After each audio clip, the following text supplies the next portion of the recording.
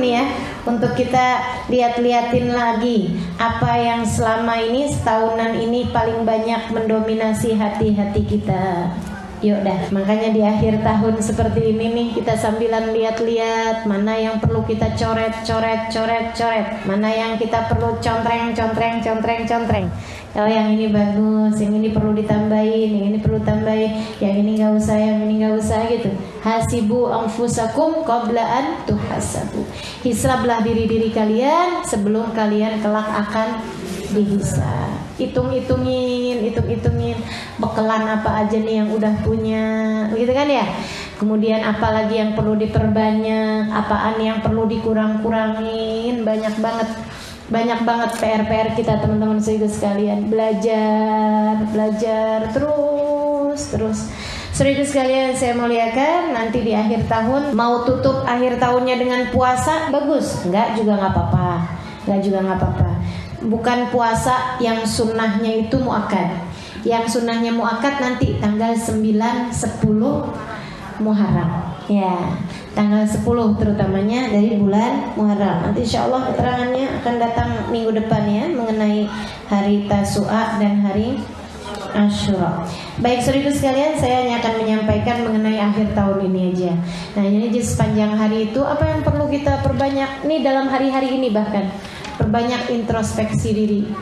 Coba pegang buku, pegang bolpen, gitu ya, diam-diam tulis nih. Namanya katanya orang zaman sekarang resolusi tahun depan. Perencanaan kalau kita dipanjangkan umur sampai tahun depan, sekaligus perbaikan kesalahan kita sepanjang tahun ini, tahun-tahunnya ini maksudnya yang sudah ada ini ya. Ini masih belum benar, ini masih belum benar. Bukan hanya hubungan kita sama Allah, tapi terutamanya hubungan kita dengan orang-orang di sekeliling kita juga. Apa-apa aja nih yang perlu dibenahi, urusan kita sama anak-anak, urusan kita sama suami bagi yang punya suami, urusan kita dengan orang tua bagi yang masih ada orang tuanya. Niatan yang baik untuk kita lakukan sepanjang tahun depan. Lebih sering cari tahu keadaan orang tua bagi yang tinggal jauh dari orang tua, begitu ya. Lebih perhatian sama urusan anak-anak kita. Gak ada anak nakal loh, ibu-ibu, gak ada anak nakal. Yang ada adalah anak mencari perhatian dengan cara yang salah. Dan tentu saja anak kalau sampai mencari artinya dia kurang. Benar gak? Karena dia kurang. Anak yang mencari perhatian dengan cara yang salah, bahkan sampai dengan narkoba sekalipun, itu gak nakal anakmu. Mereka adalah anak yang mencari perhatian dengan cara yang salah. Sedih bener, kesian banget. Kesian banget gak sih sama anak-anak yang kena narkoba? Ih, pingin nangis saya tuh tiap melihat mereka itu ya ampun. Anak-anak perempuanmu yang sampai baju-bajunya terbuka, bergaul dengan pergaulan bebas di luaran sana. Nggak nakal itu, nggak nakal. Mereka hanya sedang mencari perhatian dengan cara yang salah, teman-teman sekalian. Dan cari perhatian dengan cara yang salah karena kurang perhatian. Ayo lebih sayangi anak-anakmu. Bikin resolusi tahun depan, gitu ya. Perbaikan, nih waktunya. Duduk, pegang buku, pegang bolpen, tulisin. Hari ini hubungan antaramu sama Allah mana yang perlu diperbaiki. Quranmu bagaimana kabarmu dengannya. Gitu. Ntar besok tulis lagi hubungan dengan Rasulullah apa yang perlu diperbaiki. Solawatmu bagaimana kabarnya. Pengenalanmu kepada sejarah Rasulullah bagaimana kabarnya. Ya kalau buka internet bukannya dengerin ceramah tentang Rasulullah atau tentang ini, malahan yang dibuka makanan, politik ya. Saudara sekalian saya muliakan, ntar buka lagi dikit hubunganmu dengan orang tua apa nih resolusinya sambil dipikirin. Ntar hubunganmu dengan suami apa nih. Kemudian hubunganmu dengan anakmu satu. Apalagi anaknya banyak ya kan. siang ini gimana? Cobain. Nih akhir tahun kayak begini, duduk sama anak. Satu-satu kita ajakin ngobrol. Nah, mamah nih kepengen deh jadi mamah yang baik. Menurut kamu, kalau kamu tuh boleh ngasih saran gitu sama mama, apa ya yang menurut kamu kepengen mamah kamu tuh jadi kayak gimana gitu? Tanyain sama anak. Kita tuh dengan selama ini kan selalunya nanya apa yang kita inginkan dari anak, bukan sebaliknya apa yang anak inginkan dari kita. Padahal nasihat paling bijak yang pernah saya dengarkan ini ya, nasihat terbijak yang pernah saya dengarkan, kun ma'allah ka'an la nas wa kun ma'an nas ka'an la nafs. Ketika kamu sedang bersama dengan Allah, jadikan hubunganmu tidak ada sesiapapun dari manusia menghalangimu dengannya. Antara Allah. Ketika kita sedang ibadah kepada Allah, anggap gak ada sesiapapun di antaramu dengan Allah. Duduk zikir antara kamu sama Allah, baca Quran antara kamu sama Allah, sholat antara kamu sama Allah. Jangan ada sesiapa masuk dalam hatimu pada saat tersebut. Wa kun ma'an nas ka'an la nafas. Dan ketika kamu sedang bersama dengan orang itu orang tuamu, orang itu anakmu, orang itu suamimu, ka'an la nafas, seolah-olah kamu tidak memiliki diri.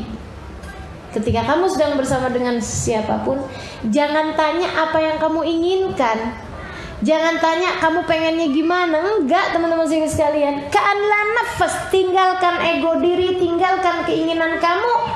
Tanya aja terus, dia pengennya gimana gitu. Cobalah duduk dengan suami, kemudian tanyakan, Bang, kalau ada hal yang menurut kamu aku perlu perbaiki apa ya Bang? Kamu kepengen istri kamu tuh jadi tambah gimana? Gitu. Saya pernah tanya itu sama suami saya. Kamu seharusnya juga tanya itu sama suamimu. Udah penasaran, suaminya jawab apa saja? Kepo. Bisa beda-beda kan setiap orang. Jadi teman-teman sekalian, cobalah duduk sama anakmu, satu-satu tanyain, gitu kan? Kamu pengennya mama gimana gitu. Ya tentu aja jangan ajak ngobrol anak umur 2 tahun. Maksudnya yang udah bisa diajak bicara gitu kan. Ajakin, tanyain gitu.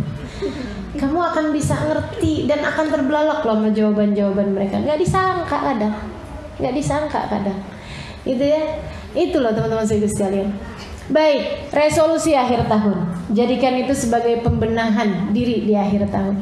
Nanti kalau datang akhir tahun beneran, teman-teman sekalian, sekali lagi ya, mau puasa bagus, enggak juga nggak apa-apa. Karena memang puasanya bukan hal yang sunnahnya muakkad. Sepanjang hari tersebut, dari mulai malamnya, malam terakhir gitu, malam terakhir. Katanya Rasulullah SAW, al-umur bi khawatimiha. Segala urusan tergantung dari bagaimana akhirnya. Maka bisa jadi tahun ini juga Allah mau ngelihat akhir tahunnya kamu kayak gimana, gitu. Nah kalau segala urusan tergantung dari bagaimana akhirnya, bisa jadi tahun ini urusannya juga Allah mau lihat tergantung dari bagaimana akhir tahunnya. Ini kan berarti sangat menentukan sekali, gitu ya. Sayyidul Habib Umar bin Hafid, guru kita semuanya, mengatakan begini nih. Siapa yang selalu menghormati akhir-akhir segala sesuatu, Allah akan memuliakan akhir hidupnya dengan husnul khatimah. Maka yuk kita belajaran, insyaallah ya. Kita muliakan akhir tahun. Gimana caranya? Dari mulai malamnya, malam terakhir kan? Malam terakhir, bakar-bakaran. Serius Ustazah? Bakar dosa. Caranya gimana? Banyakin istighfar. Duduk taubat sama Allah SWT. Kalau perlu sholat taubat, minta oleh Allah ampuni, ya Allah ampuni. Dosa sepanjang tahun ini gak kehitungan. Kayaknya nih bukan bukit lagi yang kami perbuat ya Allah. Ya, bukan sedikit demi sedikit sepanjang tahun ini kemudian jadi bukit, tapi kayaknya sudah menjadi gunungan-gunungan dosa yang andai tidak kau lemparkan ia ke dalam samudra ampunanmu, ia akan menjadi gunung yang akan melumat saya ya Allah, menjadi serpihan-serpihan murka-Mu ya Allah. Ampunilah ya Allah, ampunilah ya Allah. Baca istighfar, mohon ampun. Sampai besoknya banyakin istighfar, banyakin istighfar. Cari apaan aja yang bikin Allah SWT ngampunin dosa kita. Apa salah satunya? Sholat tasbih boleh, ziarah ke makam orang-orang soleh silahkan, kan gitu ya. Kemudian lagi sedekah, tentu saja ngapusin dosa, sedekah, kan gitu ya. Apaan aja yang kira-kiranya membuatmu diampuni dosanya sama Allah SWT. Kemudian sudah itu teman-teman sekalian saya muliakan, sampai asar. Kalau udah datang waktu asar, habis selesai sholat asar, baca Yasin dengan niat semoga Allah ampunin dosa-dosa kita, semoga Allah gugurkan kesalahan-kesalahan kita, semoga Allah jadikan hati kita menjadi semakin baik gitu. Habis itu kemudian kamu doa, baca tuh doanya akhir tahun yang ada saya rasa di kitab-kitab Majmu' Syarif, ada di Muhul Ibadah dan kumpulan-kumpulan doa yang lain. Kemudian maghrib, kalau udah datang maghrib berarti sudah masuk awal tahun. Maghrib itu udah berarti masuk, sholatlah maghrib dengan berjamaah, kalau bisa sekeluarga gitu kan. Minta sama anak-anaknya, minta sama suaminya, sama keluarganya, yuk kita kumpul-kumpul awal tahun. Jangan tanggal 1 Januari doang, gitu kan ya. Kita tanggal 1 Januari sampai kita ingin benar gitu. Mau kemana nih awal tahun begini begitu. Nah ini awal tahun yang beneran nih juga. Selain yang itu juga beneran juga ya. Kalau pakai kalendernya pakai bulan, ya berarti ini awal tahunnya.